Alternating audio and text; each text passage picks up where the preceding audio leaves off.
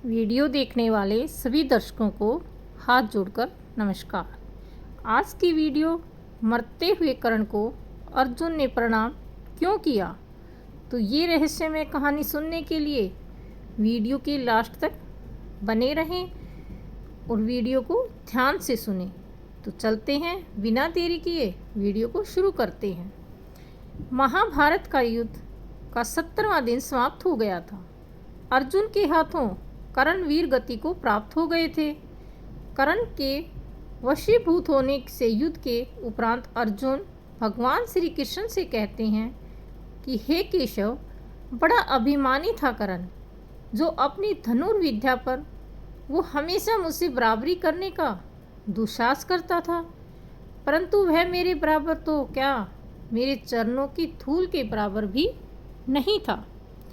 कर्ण जिसका सिर हमेशा अहंकार से उठा रहता था, आज उसी कर्ण का सिर मैंने उसके धड़ से अलग कर दिया है। माधव, आज मैंने कुरुक्षेत्र की उस पावन भूमि पर कर्ण का सारा गर्व, सारा अभिमान और सारा घमंड चूर चूर कर दिया है। केशव, मैंने उस अभिमानी कर्ण को बार बार पराजित किया है, बार बार, हर बार। इस पर श्री कृष्ण ने अर्जुन से कहा, पार्थ, यह सत्य है कि कर्ण को तुमने बार बार पराजित किया है, परंतु इसका अर्थ यह नहीं कि कर्ण वह श्रेष्ठ योद्धा नहीं था। इस पर अर्जुन ने कहा, माधव, क्या तुम यह कहना चाहते हो कि मैं एक श्रेष्ठ योद्धा नहीं हूँ? क्या मैं सर्वश्रेष्ठ धनुधर नहीं हूँ?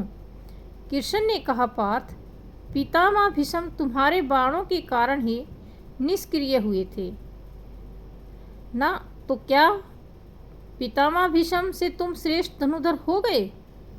तो अर्जुन ने कहा, नहीं माधव, पितामह भीष्म से मैं श्रेष्ठ कभी नहीं हो सकता, परंतु कर्ण से अवश्य श्रेष्ठ हूँ। युद्ध भूमि में तुम भी थे ना माधव, क्या तुमने नहीं देखा कि मैं जब भी कर्ण के रथ पर बाण चलाता था तो मेरे बाणों के प्रहार से कर्ण का रथ 10 कदम पीछे जाता था, और वही जब कर्ण मेरे रथ पर बाण चलाता था तो उसके बाणों के प्रहार से मेरा रथ केवल 2 कदम ही पीछे हटता था। हे माधव, बाणों के प्रहारों की शक्ति में इतना अंतर क्या यह सिद्ध नहीं करता कि मैं ही सर्वश्रेष्ठ धनुधर हूँ? इस पर श्री कृष्ण ने कहा, हे पार्थ, तुम मेरे सखा हो, मेरे मित्र हो, तुम तो मुझे पहचानते हो, जानते हो कि मैं त्रिलोकीनाथ हूँ, तो फिर तुम्हारे जिस रथ पर मैं तीनों लोकों का भार लेकर स्वयं बैठा था, क्या उस रथ को कोई अणु मात्र भी पीछे हटा सकता था?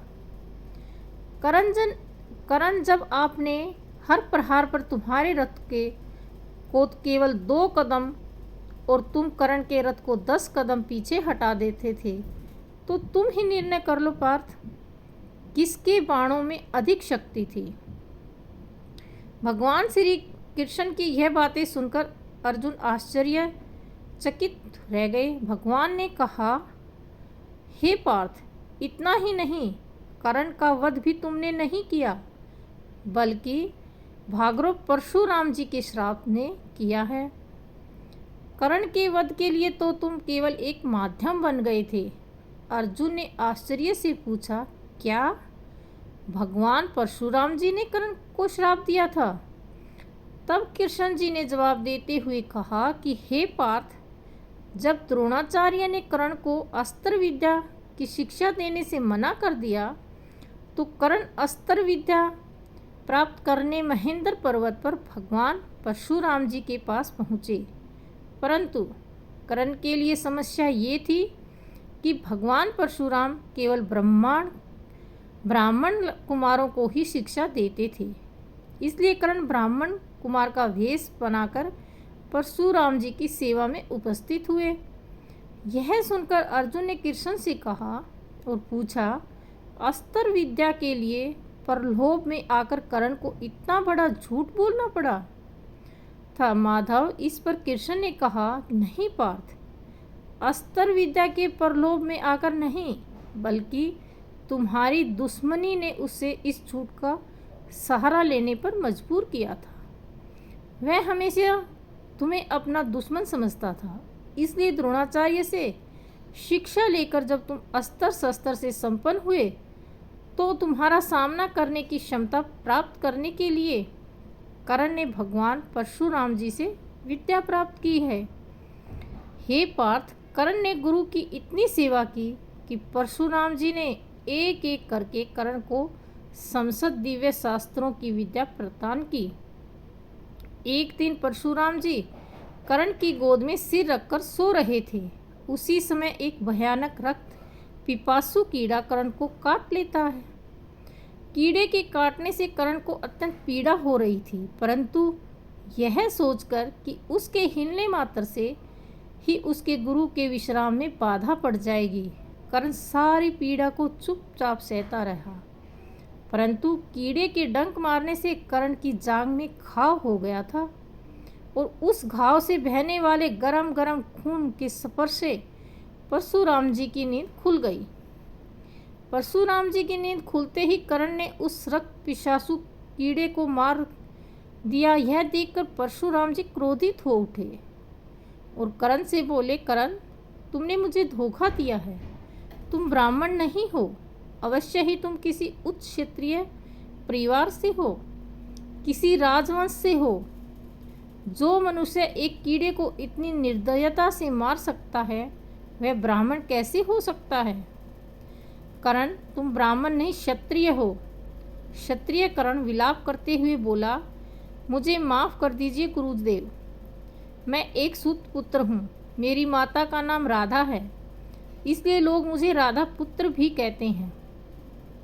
हे गुरु श्रेष्ठ, आपसे अस्त्र विद्या की शिक्षा ग्रहण करने के लोभ में मैंने झूठ का सहारा लिया था, क्योंकि आप ब्राह्मण कुमारों को के अतिरिक्त किसी को अस्त्र विद्या की शिक्षा नहीं देते हैं। मैं क्या करता गुरु श्रेष्ठ, मैं विवश था। परशुराम जी ने क्रोध में कहा, विद्या अपने गुरु से झूठ बोलने वाले के काम नहीं आती। कर्ण, अस्त्र विद्या के लोभ में तुमने मुझसे छल किया है, मुझे धोखा दिया है, इसलिए मैं तुम्हें श्राप देता हूँ कि जब तुम्हें मुझसे प्राप्त की हुई शिक्षा की सर्वाधिक आवश्यकता होगी, तब यह विद्या तुम्हारे किसी काम नहीं आएगी। तुम अस्त्रों को प्रकट करने के मंत्र भी भूल जाओगे। तुम जिस रथ के ऊपर खड़े होकर युद्ध करोगे, वह रथ भी तुम्हें त्याग देगा और तुम्हारे रथ के पहियों को भूमि निगल जाएगी। भगवान कृष्ण ने आगे कहा कि हे मित्र, इसलिए मैं कहता हूँ कि कर्ण को तुमने नहीं बल्कि उसके गुरु के श्राप ने मारा है। और इससे भी बड़ा सत्य ये है कि यह युद्ध जो कर्ण के जीवन का सबसे महत्वपूर्ण युद्ध था, उसने यह युद्ध भी जानबूझकर हारा है। इस पर अर्जुन ने आश्चर्यचकित होकर कृष्ण से पूछा, यह युद्ध जानबूझकर हारा है, ये क्या कह रहे हो माधव? कृष्ण ने कहा, हाँ पार्थ, तुम नहीं जानते, जब कर्ण कौरवों के सेनापति बने, मैं उनसे मिलने उनके शिविर में गया था। मैंने उसे अधर्म का साथ छोड़ने पांडवों की ओर से लड़ने के लिए कहा था, परंतु कर्ण ने कहा कि भले ही दुर्योधन अधर्मी हो, फिर भी वह मेरा मित्र है और दुर्योधन से मित्रता निभाना उसका प्रथम धर्म है, इसलिए वह प्राण त्याग देगा, परंतु अपने मित्र दुर्योधन को धोखा नहीं देगा। और वही कर्ण ने किया। फिर अधर्मी दुर्योधन से मित्रता भी निभाई और महाभारत के युद्ध में अपने प्राण त्याग कर धर्म विजय का मार्ग भी प्रशासित किया। मित्र, तुमने कभी कर्ण को समझा ही नहीं, तुमने कर्ण के अंदर में कभी झांक कर देखा ही नहीं। एक महान आत्मा थे कर्ण। जैसे योद्धा कर्ण दानवीर युगों में कभी कभार ही पैदा होते हैं, हे अर्जुन, और कभी तुम्हें कर्ण के जीवन में पूर्ण सत्य का पता चलेगा तो तुम स्वयं धरती पर सिर रखकर उस महान आत्मा को प्रणाम अवश्य करोगे। तो ये थी आज की वीडियो। इस वीडियो पर अगर आप अपनी कोई राय देना चाहते हैं तो आप हमें कमेंट बॉक्स के माध्यम से दे सकते हैं। आपको वीडियो पसंद आई हो तो वीडियो को लाइक करें, शेयर करें और हमारे चैनल को सब्सक्राइब करना ना भूलें। बेल घंटी को प्रेस अवश्य करें ताकि आने वाली वीडियो की नोटिफिकेशन आपको सबसे पहले मिले। तो आज बस इतना ही। कल फिर किसी नई कहानी के साथ आपके साथ होंगे। तब तक के लिए हमें आज्ञा दीजिए।